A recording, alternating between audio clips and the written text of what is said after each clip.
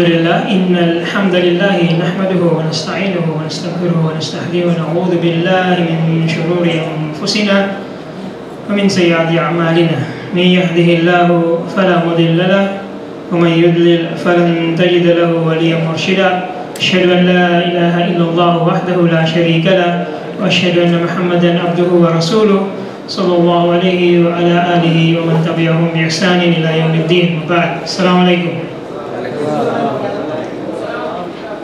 So ito po yung translation ng ating khutbah kanina galing sa ating imam, khatib kanina sa masjid. Pinapaalala ko lang po na hindi talaga ako translator, pero pag wala dito yung mga translator natin, pipilitan tayong i-share kung ano yung naintindihan natin doon sa paalala ng ating imam kanina. Isa nag-umpisa siya sa pagpupuri, pagluluwalhati, pagdadakila kay Allah subhanahu wa ta'ala at pagbibigay ng pugay, panalangin ng biyaya at kapayapaan para sa Propeta Muhammad sallallahu alaihi wasallam. At sinabi rin niya yung paalala na importanteng ipaalala lagi sa ating mga sarili ang pagkatakot kay Allah subhanahu wa ta'ala.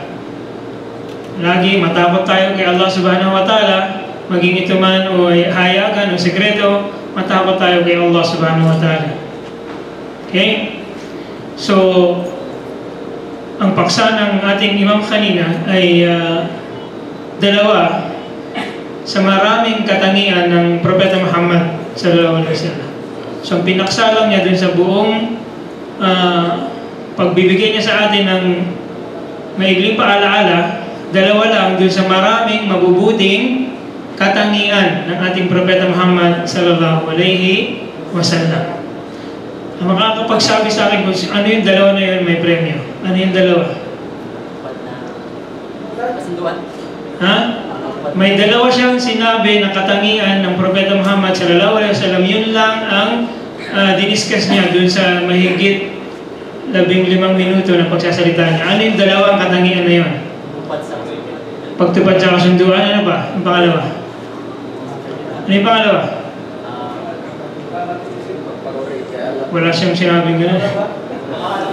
Dalawa. Isa yung pagtupad sa kasunduan. Ano ba yung pangalawa?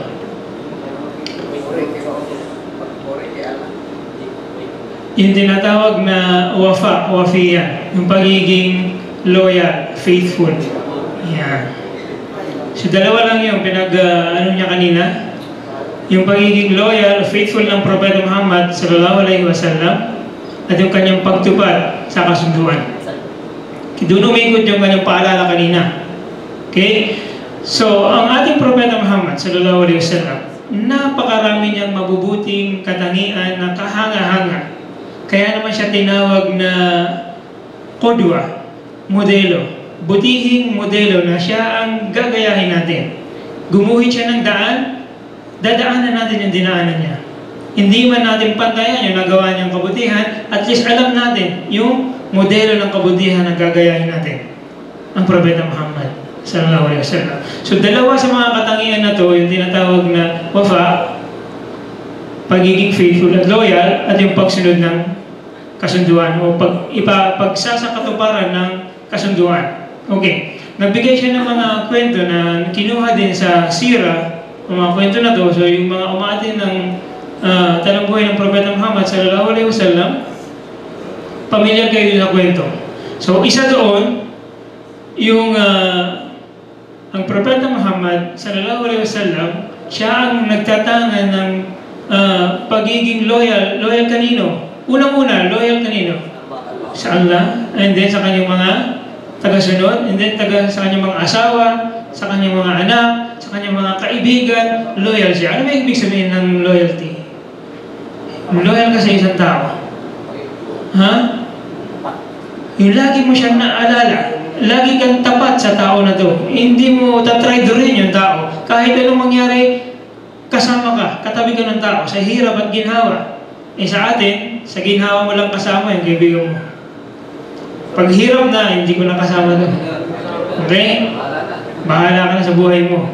Sa Propeta Muhammad sallallahu alaihi wasallam, sa hirap at ginhawa, loyal siya sa mga kaibigan niya, loyal siya sa mga tao malalapit sa kanya, sa mga asawa niya. Okay? Katunayan na ang pagiging loyal ng Propeta sallallahu alaihi wasallam, hindi lang habang buhay yung tao, na hanggang namatay yung tao, loyal pa rin siya.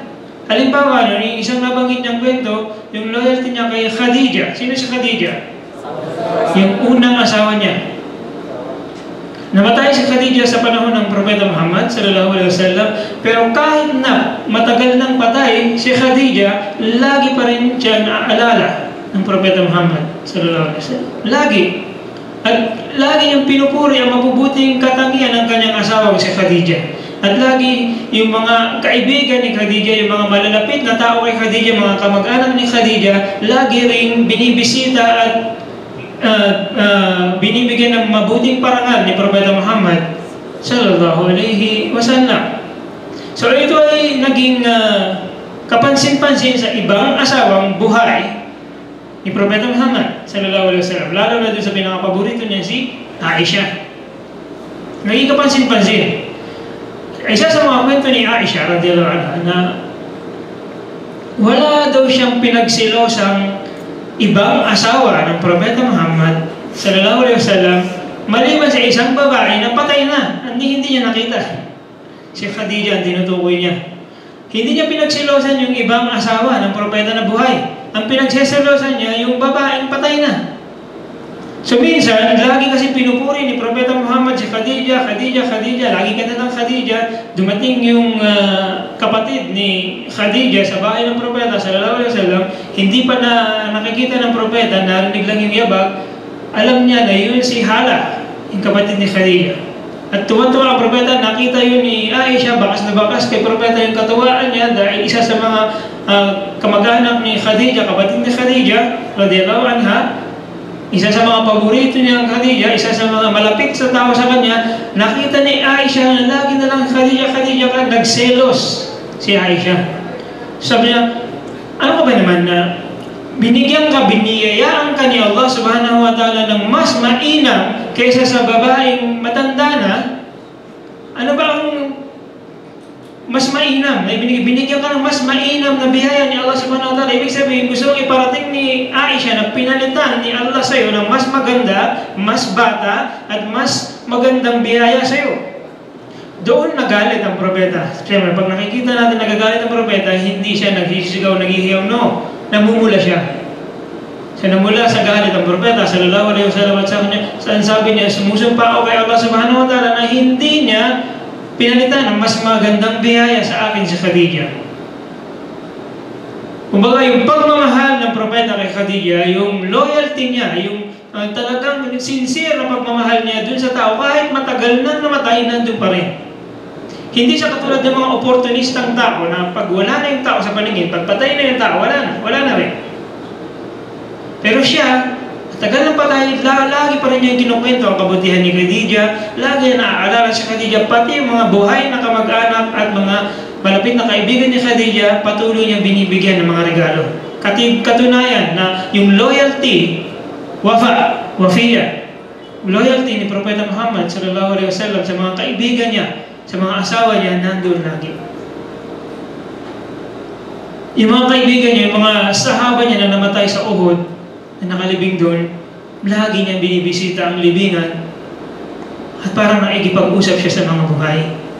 Sinasalam niya yung mga taong nakalibing doon, yung mga kamag-anak ng mga taong nakalibing doon, yung mga malalapit na tao doon sa mga taong nakalibing, binibisita ng Propeta Muhammad sallallahu alaihi wasallam.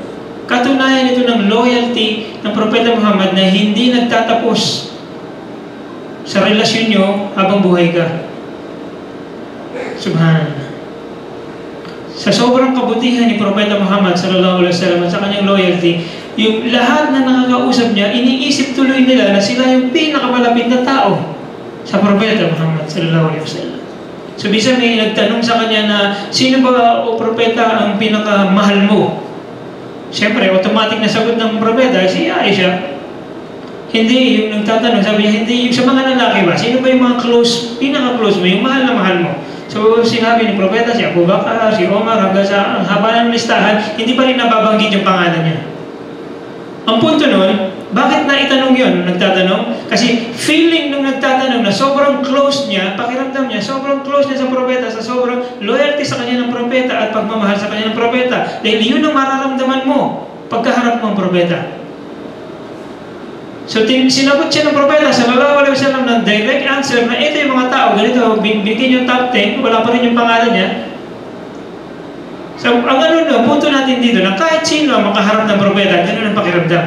Na close ka kagad sa kanya. Loyal siya sa iyo, mahal na mahal ka ng propeta. Ganun siya, ganun niya itrato yung mga kaibigan niya, yung mga kakilala niya, yung mga malalapit sa kanya. Okay?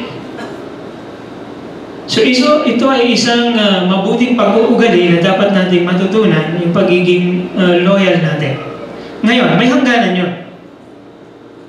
Hindi ka pwedeng maging loyal sa isang tao na kukontra sa pagiging loyal mo kay Allah subhanahu wa ta'ala. May hangganan yun. Baka, kahit anong mangyari, loyal ako kay Duterte. Hindi pwede yun. May hangganan yung pagiging loyal mo.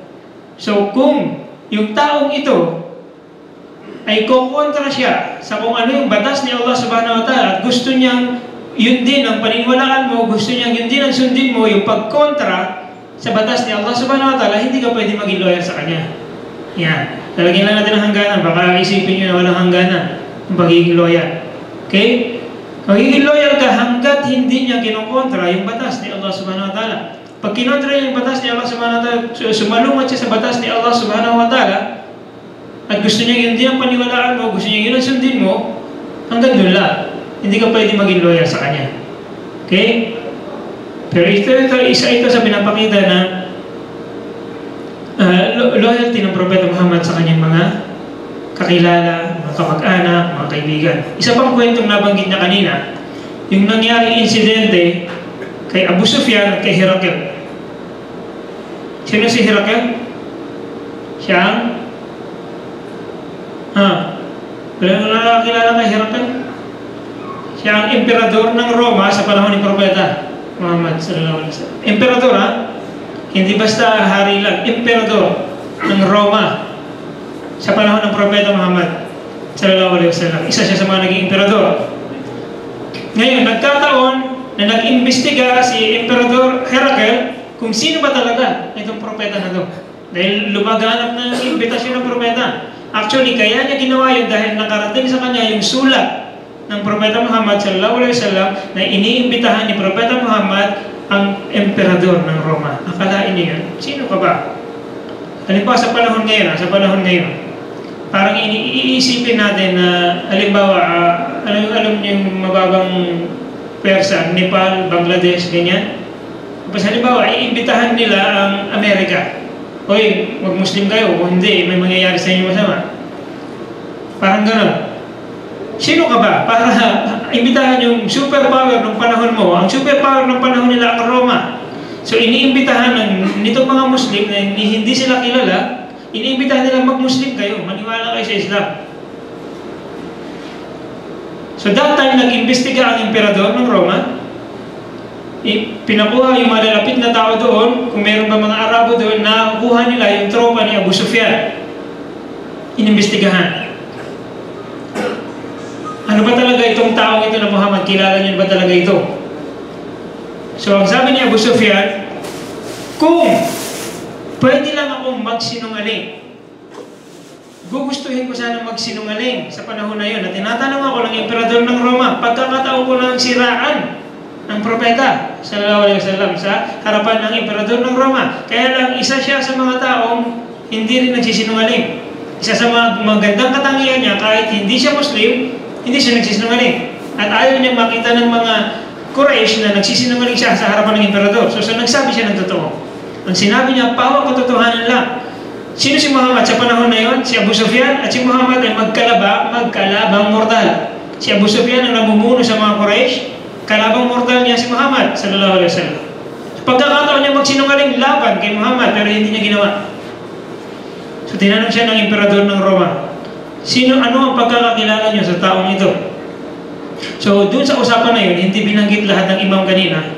Doon sa usapan na yun ni Herakl at Abu Sufyan, maraming binanggit na katangian ng Propeta Muhammad at yung mga nadalang mensahe ni Propeta Muhammad sallallahu alaihi wasallam, si Abu Sufyan. Pero ang in-stress lang niya dito, na kasama dun sa binanggit ni Abu Sufyan, yung tinatawag na wafa, yung loyalty ni Propeta Muhammad sallallahu alaihi wasallam. So nung narinig yun ng emperador, yung mga quality na yun ng taong ito na si Muhammad, mga quality na kasama yung wafa, kasama yung sala, kasama yung lahat ng mabubuting binanggit ni Abu Sufyan, kasama yung wafa, sabi niya, katotohanan, ito ay katangian ng isang sugo. Pinatutunayan ng emperador na isang kuffar, dahil meron din, aral din siya sa Biblia, aral siya sa katuruan ng mga sinauna, pinatutunayan ng isang kuffar na ito ay katangian ng isang sugo. Subhanallah. Hindi Muslim ang nagsabi nito. So sa ngayon, sa panahon ngayon, meron din mga kuffar na nagsasabi na si Muhammad sallallahu alaihi wasallam ang pinaka nagtatanga ng magandang katangian. Katunayan, meron isang ginawang libro na isinulat ang lahat ng tao sa history kung ano yung may pinakamalaking naiambag sa history ng kasaysayan ng mundo. Ang kinuha sino? Muhammad, number 1. At ang nagsulat hindi Muslim. Saludo sila sa lahat ng magagandang katangian ng Propeta Muhammad sallallahu alaihi wasallam. So bakit ito hindi nakikita ng mga Muslim na katulad natin? Kulang tayo sa pag-aaral. Okay? Kulang tayo sa kaalaman tungkol sa ating mahal na propeta. So umpisahan natin alamin kung sino talaga siya at kung ano talaga ang meron si Propeta Muhammad sallallahu alaihi wasallam. Now, isa sa in-stress din niya, dalawa yun, di ba? Yung isa yung wafa, pangalawa yung husnul ahd, yung pagtupad sa kasunduan. So isa yun sa magandang katangian ng propeta. Tayo ba, tanungin natin ang sarili natin, tumutupad ba tayo sa mga kasunduan? Maliit, malaking kasunduan, tumutupad ba tayo? Lagi ba tayo nakakatupad? Subhanallah. Kung sumasablay tayo, panahon na para itama natin ito. Yung simpleng may pinangako kayo sa mga anak nyo, tapos hindi nyo tinupad, malaking yun. Malaking atraso yun. Huwag mo sasabihin na bata lang yan. Pinangako mo yung bata, dapat mo ito pa rin. Yung pa kayang pangako mo sa boss mo na ganitong oras magtatrabaho ka, tapos nangungupit ka, hindi ka tumutupad. So yung kasunduan. Kung ano na pagkasunduan, umayon ka sa kasunduan, dapat ipatupad mo.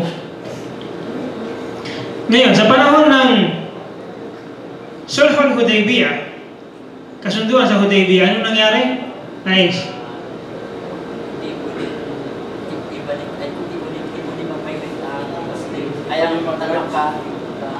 Yan. Kasama doon sa naging kasunduan sa Hudaybiyah, yung mga hindi nakakasakay kung ano yung Hudaybiyah, hindi natin kukwento dito dahil mahabang kwento. Yung Hudaybiyah, isa itong lugar, pero ito yung itinawag doon sa kasaysayan na to, kasunduan sa Hudaybiyah, dahil doon nangyari yung kasunduan. Ang nagkasundo, ang tropa ng Quraysh sa Makkah, at ang tropa ng Propeta Muhammad, ang tropa ng mga Muslim, sallallahu alaihi wasallam. Nagkasundo sila. Mahaba yung kasunduan. Mahaba ang kwento, kung ikukwento natin yun. Mahaba yung kasunduan. Ang sumatotal, ang naging representative ng Quraysh, sino? Sino ang naging representative ng Quraysh sa kasunduan? Sino? Suhail bin Amr. Okay? Si Suhail bin Amr ang naging representative ng Quraysh sa kasunduan. Ipirma sila sa kasunduan. Magkakaroon ng kasunduan sa pagitan ng mga Muslim at sa pagitan ng mga Quraysh. Ano ang kasunduan? Marami ang kasunduan. Kasama din sa kasunduan na huwag muna kayong mag-uumra sa taon ito, next year na kayo mag-umra, which is masamang-masama ang loob ng mga Muslim, hindi natuloy yung pag-uumra nila. Okay? Kasama din sa kasunduan. 10 taon, peace talk. Walang away sa loob ng 10 taon. Kasama din sa kasunduan na kung mayroong magmumuslim sa Makkah at pupunta siya sa Madina, teritoryo ng mga Muslim, ibabalik ng mga taga-Madina. So, hindi nila tatanggapin. Di ba masakit yun? Muslim ka, naninirahan ka sa mga kalaban.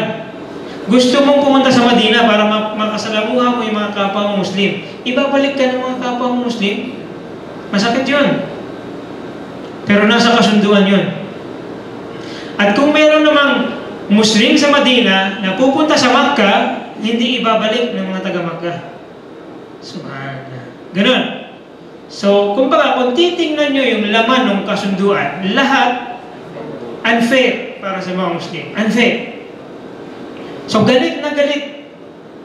Hindi naman sa galit, pero naghihimutok ang mga sahaba ng propeta, sallallahu alaihi wasallam. Bakit ganito pa? Bakit tayo nagpapaapi? Di ba nasa tama tayo? Di ba tama yung relihiyon natin? Di ba tama yung sinasamba natin? Di ba mali sila? Bakit tayo nagpapaapi? Kasi pakiramdam nila dun sa kasunduan, aping-api sila. Pero ang sabi ng propeta, sallallahu alaihi wasallam, napakasimple. Maniwala kayo na ako ang propeta at ako ay isinugo para sa inyo. At pinangakuan ako ni Allah subhanahu wa ta'ala.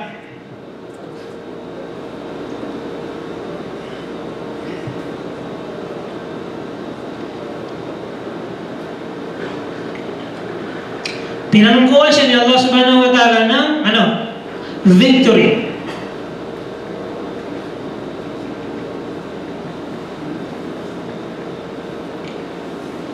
So kung i-assess natin yung sitwasyon, talong-talo sila, aping-api sila, pero pinangakuan siya ng victory. Mananalo kayo. So pinangahawakan niya ng propeta sallallahu alaihi wasallam na mananalo sila. Yung nangyaring kasunduan na yun, actually panalo para sa kanila. Pero kung titingnan mo, unfair yung kasunduan para sa kanila. Pero hindi, sabi ng propeta, panalo tayo. Dahil yun ang sinabi sa kanya ng kanyang Panginoon. Okay? So okay, pabilisin natin yung kwento, masyadong mahaba yung kwento. Dahil yung Sulhul Hudaybiyah, kinukuha namin ng 3 linggo, 4 na linggo. Hindi natin makukwento lahat ngayon. Now, ang nangyari, tapos na yung kasunduan, magpipirmahan na lang. Magpipirmahan na lang. So, nung magpipirmahan na, nakasulat na yung kasunduan, dumating si Abu Jandal. Sino si Abu Jandal? Isang Muslim, sahaba ng propeta sallallahu alaihi wasallam na gustong sumama sa mga Muslim sa Madina. Kaya lang nakasulat na doon sa kasunduan na yung Muslim sa Makkah na gustong pumunta sumama sa Madina, hindi pwede. Return. Pag yung taga-Madina nag-Muslim pupunta sa Makkah, no return, no exchange. Okay? So si Abu Jandal dumating. Hindi pa nagkakapirmahan pero nakasulat na yung kasunduan. Dumating si Abu Jandal. Nagmamakaawa, huwag niyo akong pabayaan sa mga kuffar, please. Gusto kong sumama sa inyo. Agad na nagprotesta. Sino yung representative ng Quraysh? Suhail bin Amr. Nagprotesta sa hindi. Ito ang unang-unang implementasyon ng kasunduan na ito. Kailangan ibalik ang taong ito. Pero ang sabi ng propeta, sallallahu alaihi wasallam, hindi pa naman tayo nagkakapirmahan. Nakasulat na pero hindi pa napirmahan. Pero hindi, nagmatigas si Suhail bin Amr na hindi. Kung ayaw nyo, wala tayong usapan. Okay? So walang nagawa ang propeta, sallallahu alaihi wasallam, kundi pumirma at ibalik si Abu Jandal. Nagmamakaawa si Abu Jandal. Umiiyak sa mga Muslim na, please, huwag nyo akong bigyan ng malaking fitna sa gitna ng mga kaaway. Pero sino ba si Abu Jandal? Sino si Abu Jandal? Sino nakakilala sa kanya? Ang buong pangalan ni Abu Jandal ibn Suhail ibn Amr. Anak siya ni Suhail bin Amr mismo. Anak siya mismo noong representative ng kalaban na Quraysh. Si Abu Jandal ay Muslim, yung tatay niya hindi Muslim. At ang gustong mangyari ng tatay niya, itong taong ito, siya ang unang ibabalik dahil mayroon na tayong kasunduan. So kung titignan mo yung panglabas, napaka-unfair. Napaka-unfair. Okay? Pero wala nagawa ang propeta dahil isa sa katangian ng propeta, husnul ahd. Tumutupad siya sa kasunduan. So kahit obvious na unfair yung kasunduan, kailangan niyang ipatupad yung kasunduan. Kasunduan. Ibalik si Abu Jandal sa mga kuffar. Walang nagawa. Ang pagmamakaawa ni Abu Jandal, ang paghagulgul niya ng iyak, kailangan niyang ibalik dahil nandun na yung kasunduan. Masamang-masama ang loob ng mga Muslim, obviously. Ayaw nilang ibalik yung kapatid nila, pero order ng propeta, kailangan masunod. So, ibinalik si Abu Jandal. Bilisin natin yung kwento. Bumalik sa Madina ang mga Muslim, walang nangyaring umrah. Yung tropa ngayon ng mga Muslim, totoong Muslim, na hindi makapasok ng Madina dahil bawal, ayaw naman nilang bumalik sa Makkah dahil pahihirapan sila ng mga kalaban. Ano nangyari? Gumawa sila ng sarili nilang grupo sa tabing dagat. Sila ngayon yung mga naging Abu Sayyaf, ISIS, mga outlaws. Ano man itatawag niyo sa kanila? Sila yung tumiwalag dahil ayaw sila tanggapin sa Madina. Ayaw din naman nila bumalik sa Makkah dahil pahihirapan sila ng mga kalaban. So gumawa sila ng sarili nilang grupo sa tabing dagat. Ang nangyari, nagkaroon tuloy ng sakit ng ulo ang mga Quraysh. Bakit? Dahil ang mga Quraysh dadaan sa tabing dagat para makarating sa Yemen, para makarating sa mga business route nila. Okay? Ngayon, itong tropa ng mga Muslim, inaatake ngayon ang mga Quraysh. Yung mga Quraysh nagsusumbong sa propeta, "O propeta, tingnan mo itong mga tao mo, inaatake kami. Di ba meron tayong peace agreement?" Ano sagot ng propeta? Sallallahu alaihi wasallam. Ano sagot niya? Hindi ko sagot yan dahil wala yan sa Madina.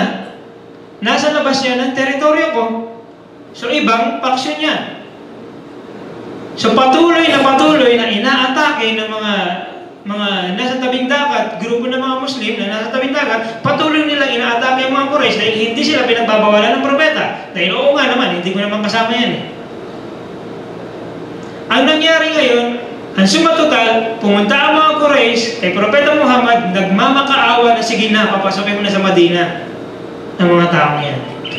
Tingnan nyo, so sa umpisa, unfair. Pero ang nangyari, at the end, sila pa ngayon na nagmamakaawa na, please lang, papasokin na sa Madina. Huwag mo silang hayaan sa labas ng compound mo, please lang, papasokin mo na sa Madina. So dati, ang sabi, huwag papasokin. Ngayon, sila mismo ang nagmamakaawa.